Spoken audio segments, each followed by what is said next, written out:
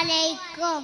പ്രിയപ്പെട്ട കൂട്ടുകാരെ, ഞാനിവിടെ പറയാൻ പോകുന്ന കഥയുടെ പേര് കിണറ്റിൽ നിന്നും കൊട്ടാരത്തിലേക്ക്.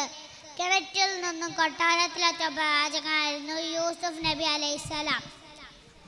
അദ്ദേഹത്തിൻ്റെ കഥ സൂറത്ത് യൂസുഫിലൂടെ അള്ളാഹു നമുക്ക് അറിയിച്ചു തന്നിട്ടുണ്ട്.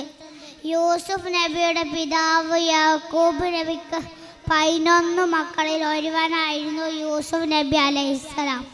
പിതാവ് യാക്കൂബ് നബിക്ക് മക്കളിൽ ഏറ്റവും ഇഷ്ടം യൂസുഫ് നബിയോടായിരുന്നു. യൂസുഫ് നബിയുടെ സഹോദരന്മാർക്ക് അത് ഇഷ്ടപ്പെട്ടില്ല.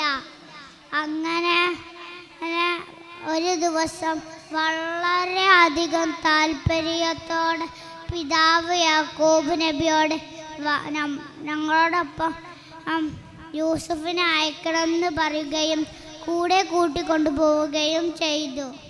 അങ്ങനെ കിണറ്റിൽ കൊണ്ടുപോയി തള്ളുകയും ചെയ്തു.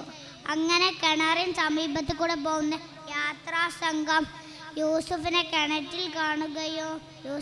കിണറ്റിൽ കാണുകയും വെള്ളമിറക്കാൻ വേണ്ടി ബക്കറ്റ് ഇറക്കിയപ്പോൾ അതിൽ പിടിച്ചു കയറി വന്നത് യൂസുഫ് നബി ആയിരുന്നു.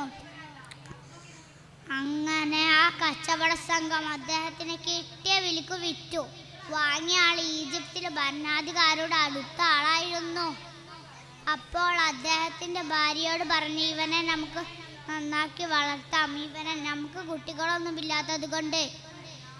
ഈ കഥയുടെ ചെറിയൊരു ഭാഗം മാത്രമാണ് ഞാനിവിടെ പറഞ്ഞിട്ടുള്ളത്. ഈ കഥ കേൾക്കുന്ന നമ്മളെല്ലാവരും സൂറത്തുൽ യൂസുഫിലൂടെ ഈ കഥ മുഴുവനായി പഠിക്കണം ഞാൻ നിങ്ങളോട് അഭ്യർത്ഥിക്കുന്നു.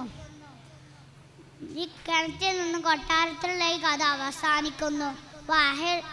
വാഹിർ ദവാന അനിൽ ഹംദുലില്ലാഹി റബ്ബിൽ ആലമീൻ. അസ്സലാമു അലൈക്കും.